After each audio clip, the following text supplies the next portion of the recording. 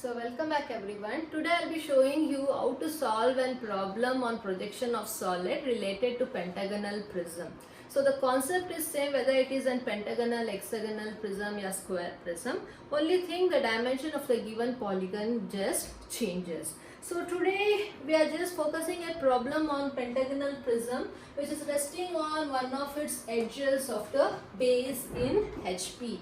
So along with that it is inclined, the axis is inclined to HP as well as to VP at 30 degree. So the given pentagonal prism is resting on one of the edges of base. So you have to focus if this is our horizontal plane and vertical plane. If it is resting on one of its edge, so we will keep the edge always towards our right. So if this is our horizontal plane and a vertical plane, we keep the edge always towards our right.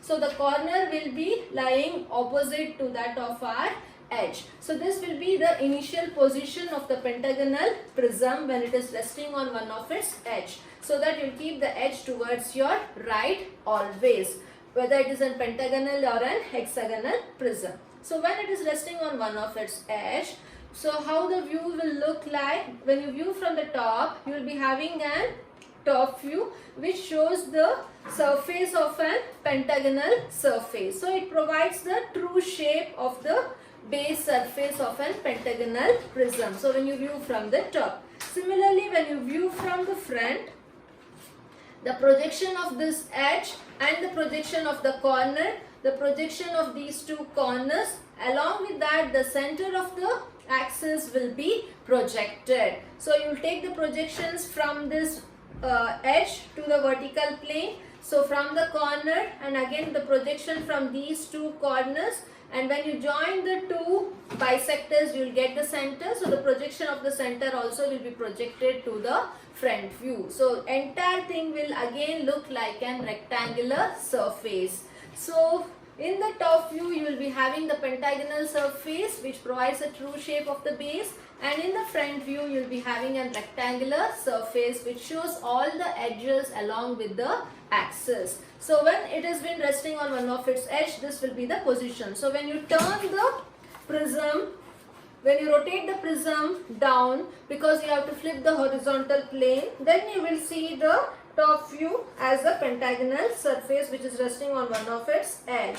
So this edge will be always kept towards our right and corner opposite to it. Okay. So similarly when you come here, so this will be the position of the pentagonal prism, how it looks in the top view.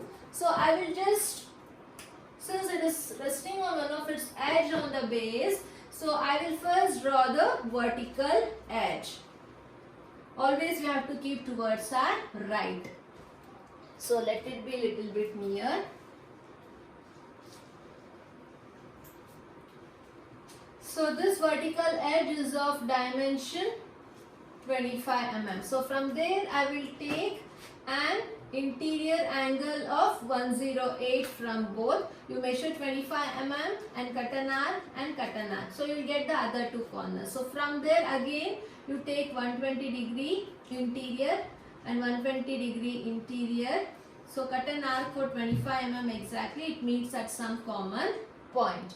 Okay, so we constructed the true shape of the pentagonal surface. So dimension you can show on only one side. If you don't have space over here, here somewhere you can show it as 25 mm. So now to identify the center, you can just draw a projection line from the corner to the opposite edge. And again from the corner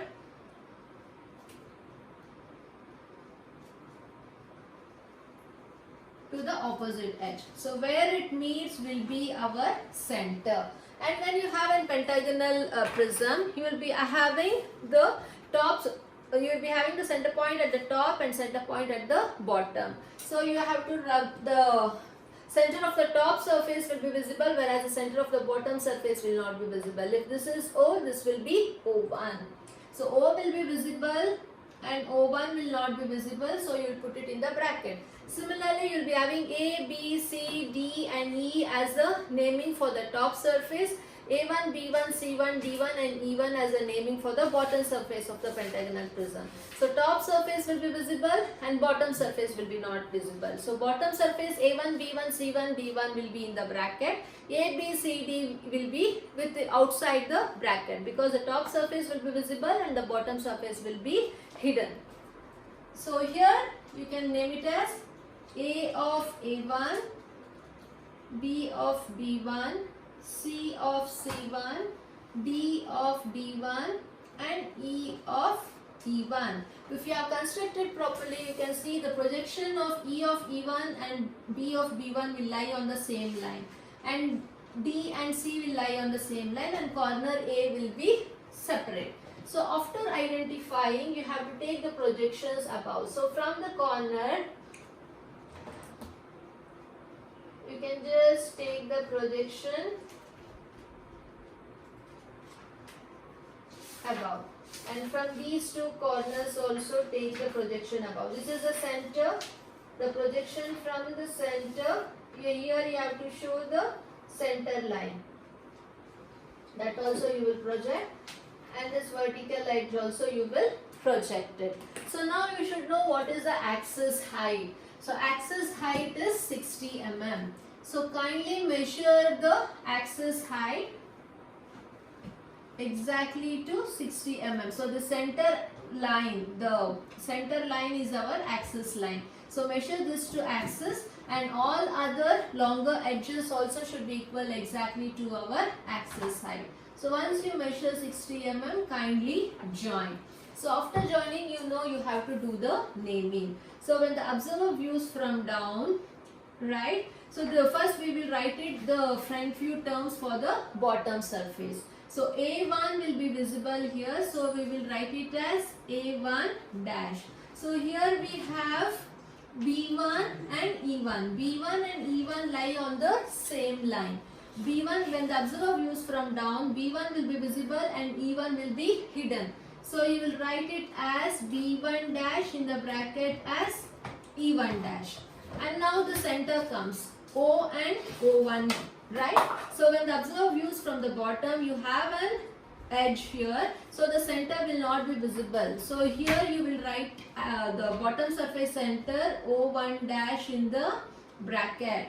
And now when it comes to the side which is resting on HP, so here C1 and D1 come along the same line. So when the observer views from the bottom, C1 will be visible and D1 will not be visible. So you will write it as C1 dash and D1 dash. So this is about the bottom surface. So again, A, B, C, D, E is for the top surface. So when the observer views from here, A will be visible. So when it becomes front view, it is just A dash.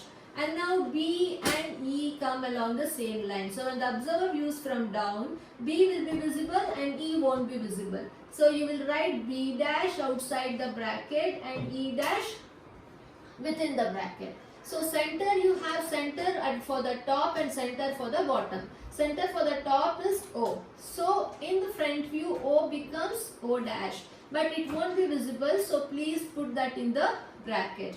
So now the edge here, it has C and D. C and D comes along the same line. So when the observer views from down, C will be visible and D won't be visible. So you will write this as C dash and in the bracket it as D dash. Right, so this completes the first stage of our pentagonal prism. How does it look in its front view and the top view? So always top view will provide the true shape of the given pentagonal prism. Okay, so now, so first stage is over. So here what is being told, draw the projection of the prism and the axis is inclined to HP at 40 and VP at 30. So first the axis to be inclined at 40 degree to HP, and second it should be inclined to 30 degree to VP. It is directly inclined and nowhere it is told as appears to be, and hence it is an beta angle problem. So first leave some space and take the axis inclined to 40 degree to HP. So leave some space and draw the axis line. If axis line is visible, you have to show the axis line. If it is over write it with a longer edge, then here instead of axis line we'll be showing the continuous line. So you have to see whether in the given problem the axis is visible in the front view or not. So once the axis is drawn for 40 degree, so now we have to shift the vertical position of the front view to the inclined position. Okay, so for that first we need to shift this base. So first you have to identify this distance O1 dash to C1 dash. So you will measure this distance how much it is exactly, and you come here and move along this axis line such that the distance exactly cuts on the XY line. So this distance should not cut above XY line or below XY line. So you measure this distance from the compass, slightly you move on this axis line until this distance cuts exactly on XY line. So you identify that point and you will cut an arc. So after that you please join this distance. So once you join this distance, the remaining thing you have to extend perpendicularly, because you need to get this entire base shifted over here. You don't know this distance. So first you just extend the baseline such that it will be exactly perpendicular to our axis line. And then you measure the distance from O1 dash to A1 dash, what is the distance, and cut an arc. So from O1 dash to A1 dash, measure the distance and you just cut an arc. And also you should show the distance from O1 dash to B1 dash, how much it is. So measure this distance and just cut an arc over here. So you got the 2 points. So this is our A1 dash.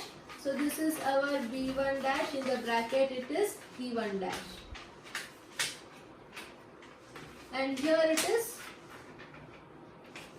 C1 dash and D1 dash. So after getting the naming, so we will just extend the projection parallel to our axis line. So after extending, what we do is we have to measure the vertical height of 60 mm, measure this vertical height of 60 mm and just cut an arc on all the lines here. Keep one end of the compass and cut 60 mm. Come one end of the compass here and cut 60 mm, 60 mm and 60 mm. So then you join all these. Okay. So after that, do the naming. The same thing what you had in the first stage. This is A dash. So this is B1 dash and E1 dash. So this is O1. So this is O dash, A dash, B dash, C dash, this is O dash and this is C dash, and in the bracket this is D dash. So after this,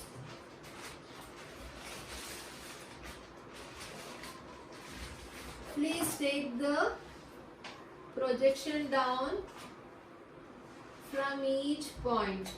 Don't forget. Here also.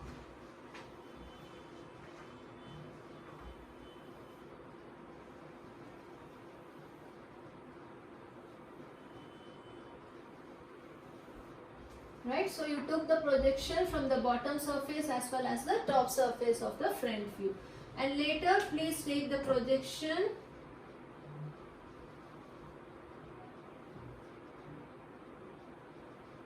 from each point from the top view also. So the extra part of it you can erase it. So once you do erase, you please start do naming.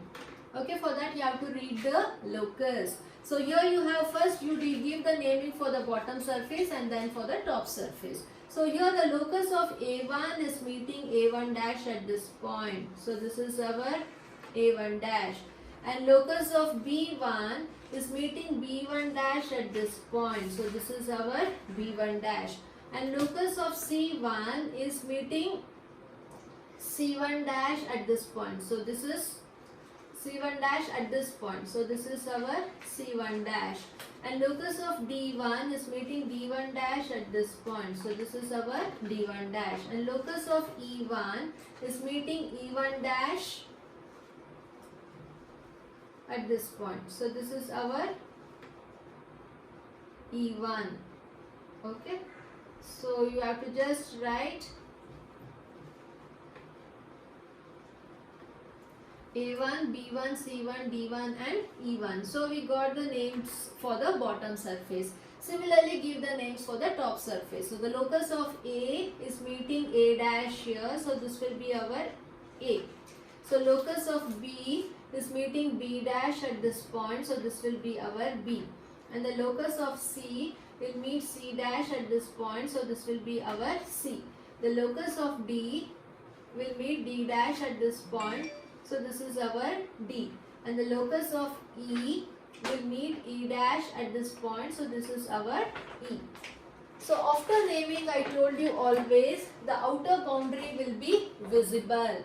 Any solid for matter. So when this has been inclined to some position, so when the given pentagonal prism is inclined to some position, the outer boundary of it will be visible. So when you view from the top surface of the pentagonal prism will be visible. So for that we'll go later. So when it is inclined in position, you'll be able to see the upper part fully and the bottom surface partially. And the outer edges, which is bounded by rectangular surface, will be fully visible. And hence first you will join the outer boundary. So from B1 to B, from B to C, from C to D, from D to E, from E to E1, E1 to A1 and A1 to B1. So the outer boundary of the given pentagonal prism will be visible. So when the observer again views from here, from the top, and it has been inclined, the top surface will be fully visible. So we will join the top surface of the pentagonal prism fully. So this boundary is joined already. Only the other two sides of the top surface of the pentagonal prism has to be joined. So you will join A to B and A to C. Right? So now after that the bottom surface. So what's happening here, when a corner is inclined on our xy plane, the projection coming through that corner will be always hidden. So here from D dash to C dash, this will be an hidden line. This edge will not be visible. So this projection is continued to other two base edges. So other two base edges also will be hidden. Because when it has been inclined, so some side of the bottom surface, the base will be visible and the other three side base will not be visible. So that we have shown it as hidden. And also I have told you that projection coming through the corner of the top surface will be visible. So this is our top surface. So the projection coming out through the corner of the top surface. So we have three corners. So in that, this outer boundary is joined already. Outer boundary is joined. So one more what we have to join is this. So the projection coming out through the corner of the top surface will be visible. So this edge from A to A1 will be visible. So B1 and D will be visible. E1 and E will be visible. So all the outer boundaries and the edges whose projection comes through the corner of the top surface will be visible. So along with it we have the axis. So this is the projection of O1 is meeting the projection of O dash is meeting O at this point. So this is the center O. And here the projection of this is O1 dash. The projection of O1 dash is meeting O1 at this point. So this is our O1. So we have the axis line here from O1 to O, but that is overlapped with the longer edge A and A1. So we cannot show the axis line here. Only the remaining part of the axis which is shown in between A and O could be shown. But this center line is coming from inside the top surface. So if you get any line from inside the top surface, it will be hidden. So this center line you will show it as hidden line. And along with this we have two projections which is coming through inside. So D to D1. C to C1. So even these lines will be hidden. So change that to hidden line.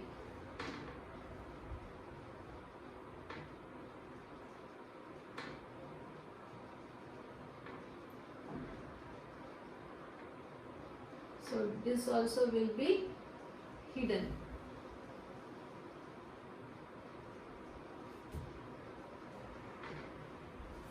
So the projection which is coming through inside the top surface will be hidden. So the projection which is coming through the corner of the top surface will be continuous. And if you have any corner on XY line, the projection passing through that corner will be hidden. So the three base edges is hidden. So this is how you have to consider in solving the problem. So this completes the second stage. Okay, so this is the front view and the top view, right, of first and the second stage. And in the third stage, what is being told, the axis is inclined to 30 degree to VP. So initially we always assume the axis will be perpendicular, then the axis will be inclined to HP, then the axis will be inclined to VP. So when it is inclined to VP, we have to determine the apparent angle. Why? Because the axis true length we get only in the first stage front view. When it comes to the axis length in the second stage, we do get only the apparent length. So here you can see O1 dash to O dash, the length is 60, but if you measure the distance from O1 to O in the top view, it will be lesser than the true length. And as a result, this is called as an apparent length and this is called as a true length. Since it is told the axis is directly inclined to VP, we have to determine the apparent angle. If it was told appears to be, then there was no need to determine the apparent angle. So first what we do, you can take the axis either this way or this way. I am just taking 30 degree to VP. In this way. So this is our 30 degree. So now we have to first take the true length from the first stage. So true length is 60 mm. So what we do is you leave some space and fix a point O. So from O to O1 you measure the true length exactly 60 mm and you just cut an arc. So this is our O1. So after measuring, kindly draw an locus. So then come to the apparent length in the second stage. You measure the apparent length of the axis from O to O1. Use the same distance, come back here and you just cut and keeping O as fixed, just cut an arc on the O1 locus. So it will meet at some point. So name this as our O1. So then you join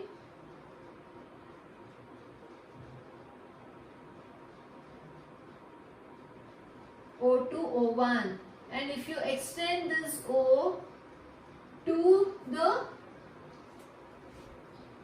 XY line, you will get the angle beta. So you measure beta, how much you get. So now we got the apparent length shifted to our apparent angle beta. So remaining part of the hexagon you have to construct. So you know only this axis. So remaining upper part and the bottom part of the pentagonal prism need to be calculated. So first you find out this distance from O to this. What is the distance? So this is apparent angle from O to this. So you'll get this distance. Similarly from O to A1. So if you extend this line little bit more, and you can measure the distance from O to O1, how much it is. Come back here and just cut an arc. So you get A1. Okay, and this you extended, this O line you extended back side. So you got this midpoint. Okay, since you need to show the edge over here, one of the edge, so you just draw a perpendicular line. So after drawing perpendicular line, measure from the midpoint to D how much is the distance, and from midpoint to C how much is the distance. Both will be equal. Take the same measurement and cut an arc on both the sides. Measure this distance and cut an arc. Measure this distance and cut an arc on the apparent angle line. Okay. So this is our apparent angle. On this line, we identified the midpoint and selected the distance from center to D, cut an arc, from center to C and cut an arc. Okay, so you got two corners. You can name that as D and C. And later, now from O, if you extend above, you measure this distance exactly how much it is. Okay, so this is our O. So from O you measure A how much it is. So from O to A, if you cut an arc, you will get the point A. Okay, so after that you need to get two more points. So you need to know the points C and B. So to know C and B, you need to know the distance from O to this point, what it is. So exactly you measure this distance, how much it is. Come back here and you just make a reference point. So from this reference point, you just draw a perpendicular line.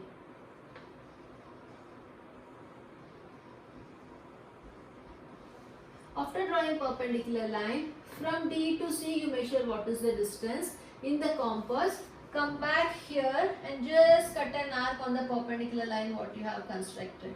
Similarly, from C to B, what is the distance you measured, and come back here and just cut an arc on the perpendicular line. So you got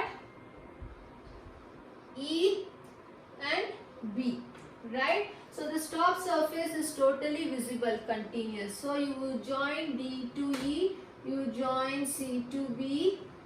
So this is our C, and from B to A you join, and from E to A also you join it.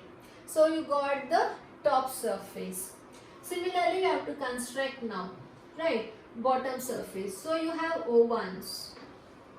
So another thing is, easy way is to take the projection down from each corner. Okay, so these two you will take it parallelly to our beta angle. And then, so the projection coming through inside the top surface is hidden.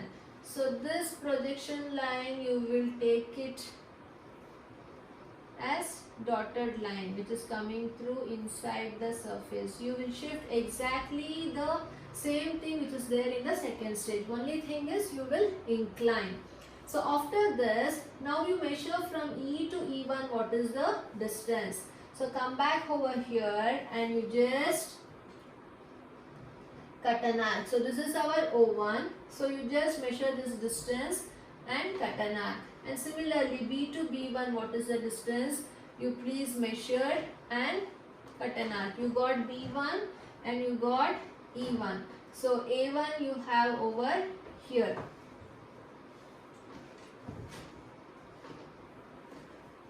So other 2 points you need. Okay, so you measure from D to D1, what is the distance? Come back over here and cut an arc, D to D1. And again from C to C1, you measure this distance and you just cut an arc. Okay, so this edge is hidden. So you will show an dotted line. D to C1 is hidden. Right, so this is D1 and this is C1. So even D1 to E1 is hidden. So show dotted line. C1 to B1 is hidden. Show dotted line. E1 to A1 is continuous, join a continuous line. A1 to B1 is continuous, join a continuous line. So now we have shifted the apparent angle, now we have shifted the second stage top view to the third stage top view for its apparent angle beta. So later you can calculate and show within the box the beta angle how much you are getting. You have to get beta angle of around 41 degree. So once this is completed, so now as usual you have to take the projection from each corner. Projection from E1, projection from, please draw vertical straight lines, D1, C1, B1, okay. And you have C1 also here. From each corner you have to draw from E1, D1, A1, C1, B1 all are done. Center O1 and again here C, B, E,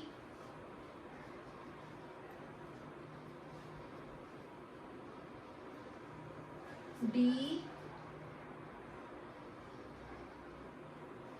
and A.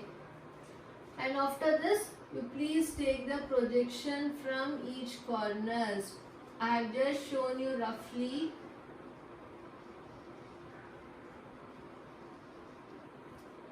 Kindly show all the lines.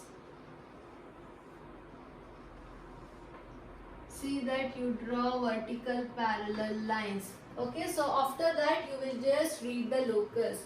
So here you have locus of E1 and E1 dash is, so you have locus of E1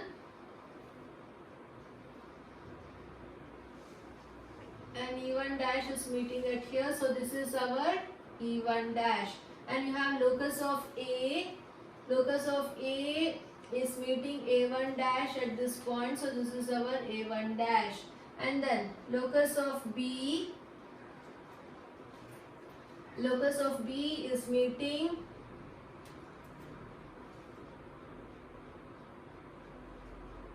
B1 dash at this point, so this is our B1 dash. So locus of C is meeting, so locus of C is meeting C1 dash here, so this is our C1 dash.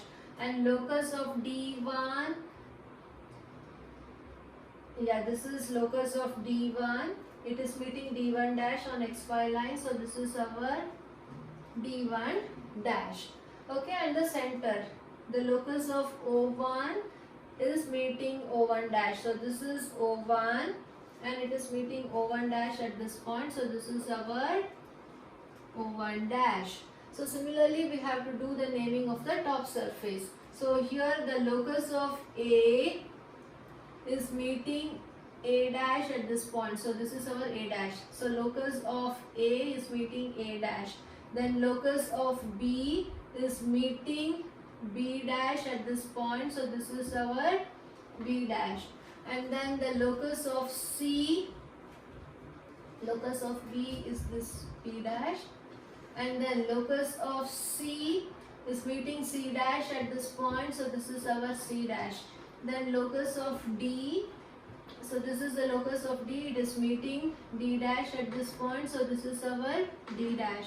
And locus of E is meeting E dash, this is E and E dash at this point, so this is our E dash.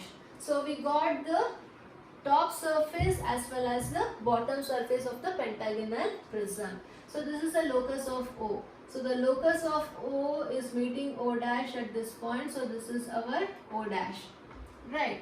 So now the first duty is we have to always join the outer boundary. So which is our outer boundary?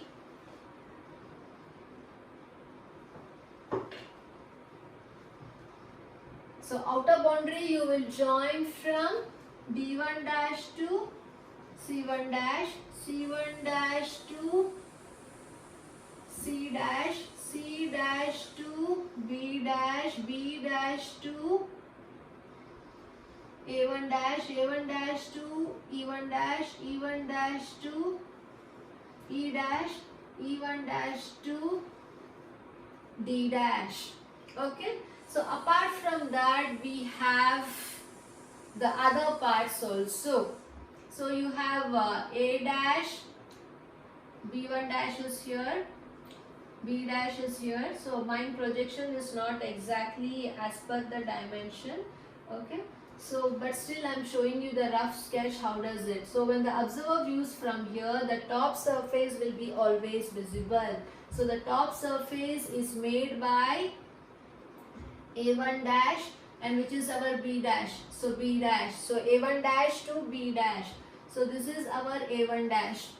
Okay, so this is E dash to A dash to B dash and B dash to C1 dash. So this surface will be visible, the top surface will be visible, and the projection coming through the corner, so observe, when the observer views from here, the surface here will be totally visible. Okay, so this surface is visible. So the projection coming through the corner of the top surface also will be visible. So outer boundary we have joined already, C1 dash to C dash, E1 dash to E dash. So other two longer edges which is passing through the corner of the top surface are two. So one is A1 dash to A dash and other one is B1 dash to B dash. Okay. So apart from that, so we have now the projection which is coming through inside the surface. So this is D1 dash. So D1 dash to D dash. It is coming through inside this top surface. So you will just show that as hidden. So the projection which is coming through the hidden line will be always hidden. So the side here D1 dash to C dash will be hidden, and again D1 dash to E1 dash also will be hidden. Okay, so that this is a surface which will be visible. When the observer views from here, this pentagonal surface will be visible, and all the projection coming through the corner of this pentagonal surface will be visible. So we made this as continuous dark line. Apart from that, the outer boundary will be visible. So the projection coming through inside the top surface will be hidden. So we join D1 dash to D dash, D dash to C dash and D dash to E dash as hidden. Apart from that, we have the center axis from O1 dash to O dash. So you kindly show the center axis. Okay.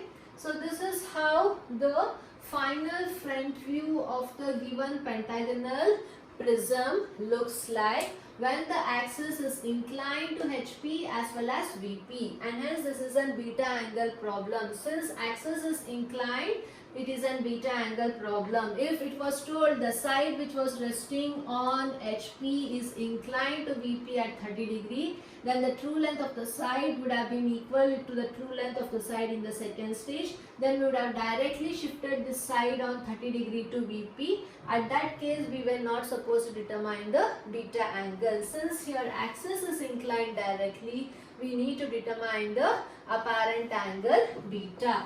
So this is how we have to solve the problem. Thank you.